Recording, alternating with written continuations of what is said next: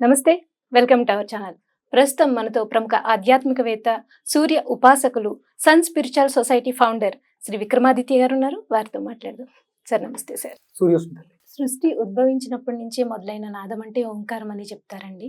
ఓంకారం పఠిస్తే చాలా ఫలితాలు ఉంటాయి. విన్నా సరే చాలా మానసికంగా కానీ ఆరోగ్యపరంగా కానీ చాలా ఉపయోగాలు ఉన్నాయని చాలా రకాలుగా చాలా మంది చెప్పారు.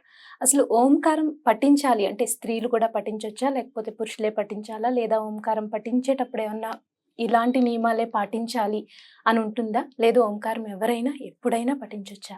అసలు ఓంకారం యొక్క విశిష్టత మీ నోటి ద్వారా తెలుసుకోవాలి. ఓంకారం గురించి ఇప్పుడు మీరు చెప్పినవన్నీ విన్నారు. ఎప్పుడైనా అనుభవంలోకి, స్వానుభవంలోకి వచ్చిందా? లేదండి, విన్నది మాత్రమే. మీ చేతులు ఇలా అనుకోండి, ఎలా ఉన్నాయి? కొంచెం తిమిరిగా బాగా గమనించండి. తడిగా అంటే ఇప్పుడు రూమ్ లో ఉన్నటువంటి టెంపరేచర్ ఉంది కదా. అంటే సహజంగా ఓంకారం ఒక అద్భుతమైనటువంటి క్వాలిటీ, గుణం ఉంది. అంటే అశౌచంగా ఉన్నప్పుడు, మానసికంగా కానీ శారీరకంగానే అశౌచం ఉన్నప్పుడు మనం పఠించుకోవడం. సహజంగా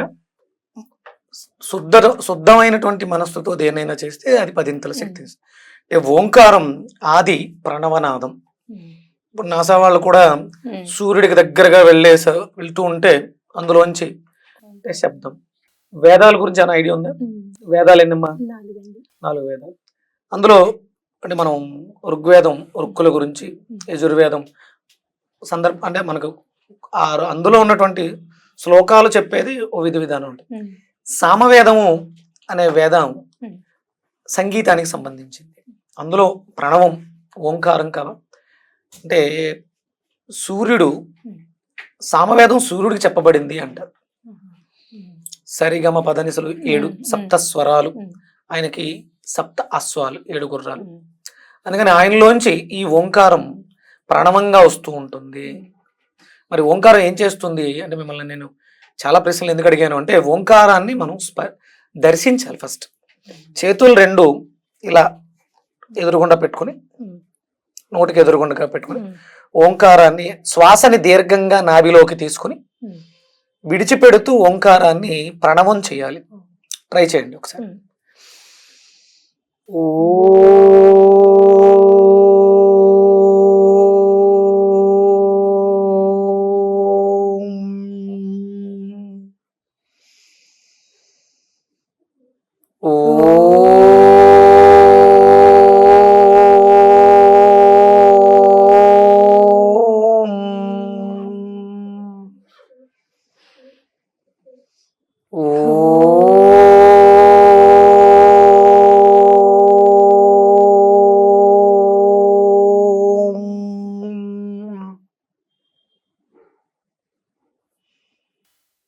ఒకసారి చేతిని చూడండి.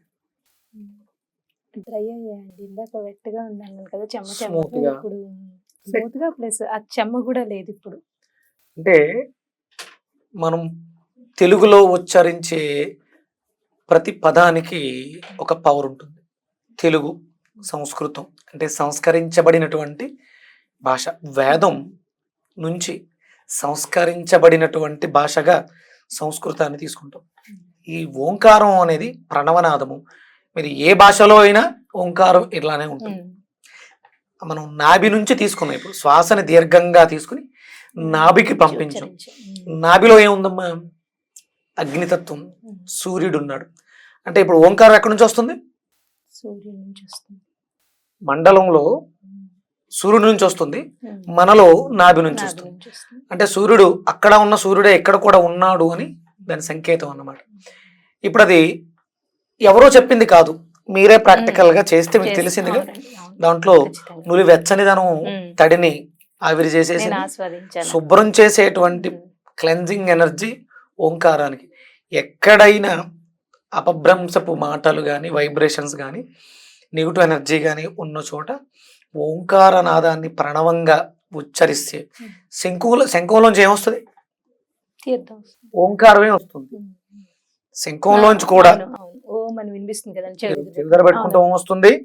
గట్టిగా గాలిని పూరించినా కూడా బయటకు వచ్చే శబ్దం ఓంకారంగానే ఉంది. అంటే ఓంకారానికి ఉన్నటువంటి శక్తి శుభ్రం చేయటం, సృష్టి చేయటం, స్థితి చేయటం, లయ చేయటం.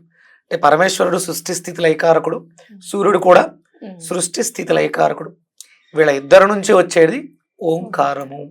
అది ఆది ప్రణవనాదము. ఇది మన జీవితాలకి ఎంతో ఉత్తమమైనటువంటి మార్గాలని సూచిస్తూ ఉంటుంది. ఆయన జ్యోతిస్వరూపుడు కదా, దారి చూపిస్తూ ఉంటాడు. అంటే అగమ్యమైనటువంటి పరిస్థితులలో ఎటు పోవాలో అర్థం కావట్లేదు. ఇప్పుడున్నటువంటి గజిబిజి కాంక్రీట్ జంగిల్లో ప్రశాంతంగా ఒక 5 నిమిషాలు కూర్చొని, అంటే ప్రశాంతత కూర్చోలేము, కూర్చొని దీర్ఘంగా శ్వాసను తీసుకొని ఓంకారాన్ని ఉచ్చరించేస్తే మన శరీరంలో ఉన్నటువంటి నాడులన్నీ కూడా స్టిమ్యులేట్ అయిపోతాయి. అంటే విపరీతమైనటువంటి కంపనంలో ఉన్నాయి, చాలా విపరీతమైనటువంటి అలజడిలో ఉన్నాయి. ఆ ఓంకారాన్ని ఉచ్చరించిన వెంటనే న్యూట్రలైజ్ అయిపోతుంది.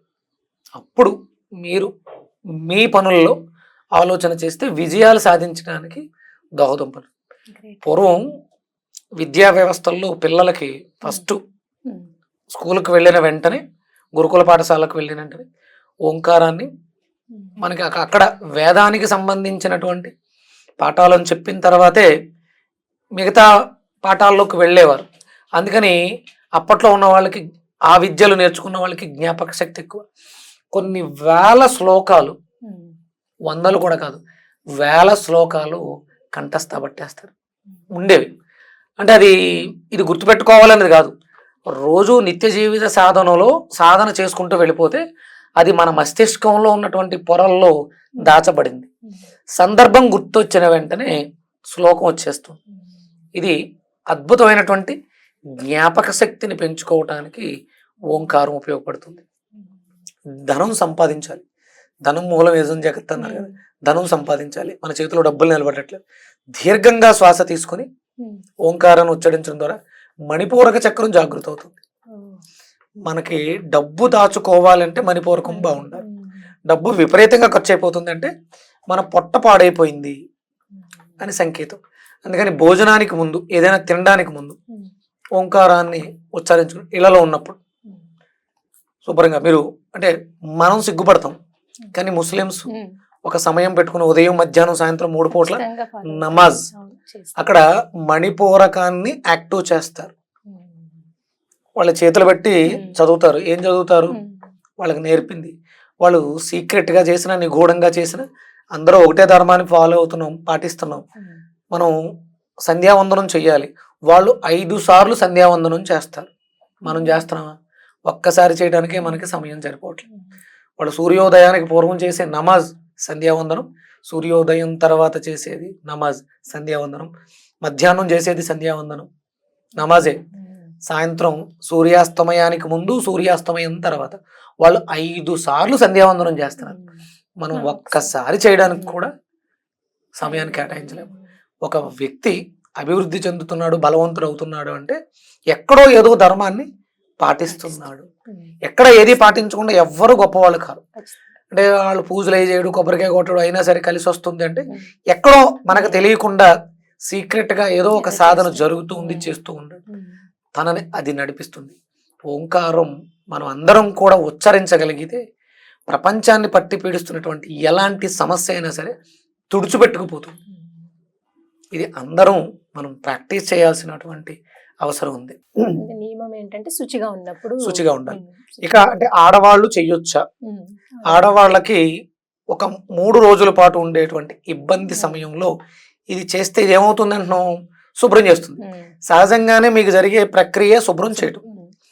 నెలంతా మీరు చేసినటువంటి తప్పులు కావచ్చు, పాపాలు కావచ్చు, లేకపోతే దోషాలు కావచ్చు, ఇవన్నీ కూడా 3 రోజులు శుభ్రం చేయబడుతున్నాయి. సహజంగానే స్త్రీ స్వచ్ఛత కలిగింది అంటే స్నానం చేయకుండానే మీరు స్వచ్ఛంగా ఉంటారు, మీకు ఆ వరం ఉంది. ఎందుకంటే ఆ 3 రోజులు మీ శరీరం పూర్తిగా శుభ్రపడిపోతుంది. అందుకని మీ జీవితాల్లో గర్భసంచి అనేది చాలా విలువైనది, అది మగవాడికి లేనిది. ఎలాంటి అనారోగ్య పరిస్థితులను మీరు, అంటే మీకు హెవీ బ్లీడింగ్ అవుతుంది, లేదా క్లాట్స్ పడుతున్నాయి, బ్లాక్గా ఉన్నాయి, స్మెల్ వస్తుంది అంటే మీరు చేయకూడని పనులు ఏవో చేస్తున్నారు, దానివల్ల ఇది మిమ్మల్ని ఇబ్బంది పెడుతుంది అంతే. అంటే ఆర్తవం విసర్జించబడే సమయం ఎలాంటి ఇబ్బంది లేకుండా జరుగుతుంది అంటే మీరు తీసుకునే ఆహారం బాగుంది, మీరు చేస్తున్న పనులు బాగున్నాయి. ఇది మిమ్మల్ని ఇబ్బంది పెడుతుంది, చాలా మందికి విపరీతమైనటువంటి పెయిన్ వస్తూ ఉంటుంది, కొంతమందికి హెవీ బ్లీడింగ్ అవుతూ ఉంటుంది, కొంతమందికి అసలు అవ్వదు. ఇలాంటివి ఏవో అవకతవకలు అయితే మెనోరేజియా లేకపోతే డిస్మెనోరేజియా కింద దీన్ని పరిగణలోకి తీసుకుంటాం. ఇది సహజంగా మిమ్మల్ని శుభ్రం చేసేటువంటి ప్రక్రియ. ఆ సమయంలో ఇది చెప్పిస్తే ఈ మంత్రానికి ఏం కళంకం కాదు, మీకు ఇబ్బంది అవుతుంది. అందుకని దాన్ని మనం అలా పొల్యూట్ చేయకూడదు. అలాంటి సందర్భాల్లో మంత్రాన్ని ఉచ్చరించకూడదు. ఆ 3 రోజులు కూడా జాగ్రత్తగా దానికి దూరంగా ఉండాలి. ఇది స్త్రీ పురుష భేదం ఏమీ లేదు. ఇవి భౌతిక దేహాలకి స్త్రీ పురుష భేదాలు తప్ప ఆత్మకి ఒక్కటే. అది ఆత్మ. స్త్రీ పురుష భేదాలు ఏమీ లేవు. ఓంకారం ఉచ్చరించడం ద్వారా ఆత్మజ్యోతి మరింతగా వెలుగుతుంది. దానికి అద్భుతమైనటువంటి దోవ కనిపించి జీవితంలో అభివృద్ధి చెందడానికి అవకాశం ఏర్పడుతూ ఉంటుంది. అయితే పలానా టైంలో ఉచ్చరిస్తే ఇంకా రిజల్ట్ బాగుంటుంది అంటే బ్రహ్మీ ముహూర్తంలో అయితే ఇంకా మంచిది, లేదా ఎప్పుడైనా పర్వాలేదు అంటారు? అదేనమ్మా, దేనికన్నా సొసైటీ అంత స్పీడ్గా రణగొనగ మధ్యలో ఉన్నప్పుడు మీరు దాని మీద కాన్సన్ట్రేట్ చేయలేరు. అందుకని బ్రాహ్మీ ముహూర్తం అనేది ప్రకృతి అంతా కూడా పరవశించి ఉంటుంది. ప్రకృతి శక్తులు కూడా అవేకనగా ఉంటాయి. ఆ సమయంలో ఓంకారనాదాన్ని చేయడం ద్వారా అంటే మనతో పాటు ప్రకృతిలో ఉండేటువంటి సకల చరాచర జీవరాశికి కూడా ఈ ఓంకారం అంటే ఉపయోగం, విన్నా ఉపయోగం ఉంది. కాబట్టి మనం అనడం ద్వారా మనకు ఉపయోగపడుతూ ఇతరులకు వినిపించడం ద్వారా వాటికి కూడా ఉపయోగం జరుగుతుంది. అంటే ఇక్కడ పరమేశ్వరుడు తత్వం అదే, నువ్వు బాగుంటూ నీ పొరుగు వారికి కూడా మంచి చెయ్యి. ఇది అందరం చేయాల్సింది. ఈ సమయాలు సూర్యోదయానికి పూర్వం, మధ్యాహ్న సమయం, సాయంత్రం సూర్యాస్తమయానికి సమయం ఓంకారం చేస్తే ఉచ్చరిస్తే చాలా మంచి 3, 9 మనం ఓపిక అంటే 9 కన్నా ఎక్కువ చేయకూడదు. ప్రణవాలను ఎక్కువ చేయడం ద్వారా డిటాచ్మెంట్ వచ్చేస్తుంది, మోక్షాన్ని ఇచ్చేస్తుంది. అందుకని ఎక్కువ సేపు చేయకూడదు, ఎక్కువ సాధన కూడా చేయకూడదు. అది అవసరం. గృహస్థుగా ఉన్నాం, సన్యాసికి గొడవ ఉండదు, భావబంధాలు తెంపేసుకుని ఉంటారు కాబట్టి వాళ్ళు ఎంతసేపు అయినా సాధన చేయొచ్చు. కానీ గృహస్థులు మాత్రం మరీ ఎక్కువ ప్రణవం అంటే ఎక్కువ దీర్ఘంగా శ్వాసని తీసుకుని దీర్ఘ ప్రణవాన్ని ఎక్కువసేపు ఉచ్చరిస్తే దూరం చేసేస్తుంది సమాజానికి.